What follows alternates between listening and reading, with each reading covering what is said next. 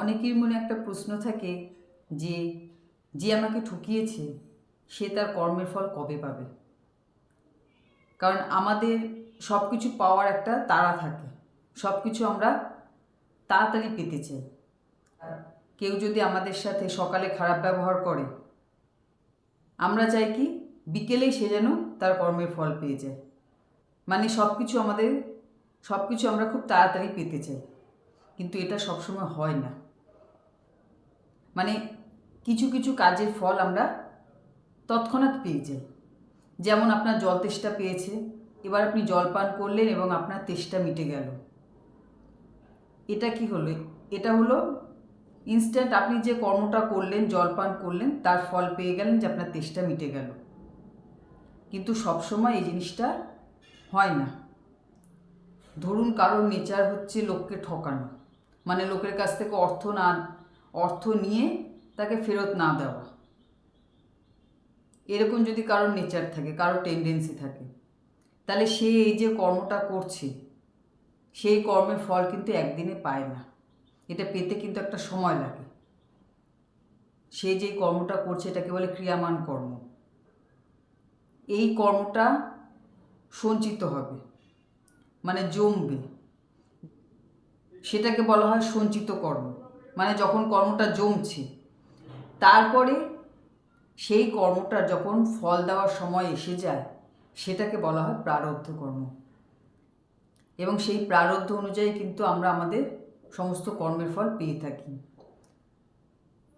তো যে এরকম টাকা নিয়ে যাচ্ছে লোকের কাছ থেকে ফেরত দিচ্ছে না, তার এই কর্মের ফল জমছে, মানে সঞ্চিত হয়ে একটা টাইমের পর গিয়ে সে এর ফল ঠিকই পাবে। এবং যখন সে এটা পাবে তখন সেটা এতটাই ভয়ানক রূপ হবে যে তার পক্ষে জীবনে কিন্তু আবার সারভাইভ করা খুব মুশকিল হয়ে যায়। যেমন রিসেন্টলি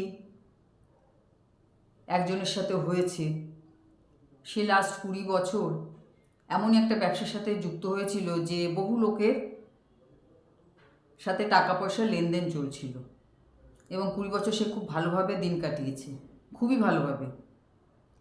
এবং লাস্ট 2-1 বছরের মনে হয় তার ব্যবসা খারাপ অবস্থা শুরু হয়েছে, এবং আজ এমন অবস্থা এই বছরই যে পুরো ব্যবসা তো চোট হয়েইছে, এবং যেখান থেকে তার জার্নি শুরু হয়েছিল আজ তার থেকেও মনে হয় 100 গুণ পিছিয়ে গেছে। মানে এত টাকার দেনা তার মাথার উপরে। এমনই আজ পরিস্থিতি যেখান থেকে সারভাইভ করা একেবারেই কঠিন কাজ। মানুষের হাতে যখন অফুরন্ত টাকা আসছে তাকে হঠাৎ করে, তখন কিছু মানুষের টেন্ডেন্সি এতটাই বদলে যায় যে প্রথমত সে টাকার মূল্য দেয় না, দ্বিতীয়ত তার মধ্যে অহংকার এসে যায়। তো হঠাৎ করে মানুষের এই যে পরিবর্তন হয়, তার ফলও কিন্তু মানুষ একটা সময় পর ঠিক পেয়ে যায়। এবং যখন পেয়ে যায় সেটা এতটাই খারাপ পরিস্থিতি হয় যে সেখান থেকে ফিরে আসাটা মুশকিল হয়ে যায়। মানে ঈশ্বর বা প্রকৃতি যখন আমাদের কোনো কিছু ফিরিয়ে দেয়, যদি কোনো ভালো জিনিস হয় যে আমাদের কোনো ভালো কাজের ফল আমরা ফেরত পাবো, তাহলে সেটা এতটাই সুন্দর হয় যা আমরা কল্পনা করতে পারি না। আর যদি কোনো খারাপ কাজের ফল হয় তারও এতটাই ভয়ানক রূপ হয়, সেটাও আমরা কল্পনা করতে পারি না। কিন্তু তার জন্য সময় লাগে। আমরা যখনই ভাবছি তখনই যে সব কিছু ঘটে যাবে তা কিন্তু নয়, সব কিছু কিন্তু সময় সাপেক্ষ। কিন্তু এক্ষেত্রেও একটা ব্যাপার আছে, যাদের উপর ঈশ্বরের আশীর্বাদ আছে, যারা স্পিরিচুয়াল জার্নিতে আছে, তারা যদি কোনো খারাপ কাজ কখনো করেও ফেলে হঠাৎ করে, তারা কিন্তু ইনস্ট্যান্ট রেজাল্ট পায়। ঈশ্বর কিন্তু তাদের ভাবে খুবই স্ট্রিক্ট থাকে যে তোমার কাছে এটা এক্সপেক্টেড নয়, তুমি এ কাজ করতে পারো না, তাদের কিন্তু তৎক্ষণাৎ রেজাল্ট দিয়ে দেয়। যেমন এর মধ্যে আমাকে একজন বলছিল, সে যা করে যখনই করে সাথে সাথে তার রেজাল্ট সে পেয়ে যায়। মানে সে অ্যাকচুয়ালি ছেলেটা খুবই ভালো,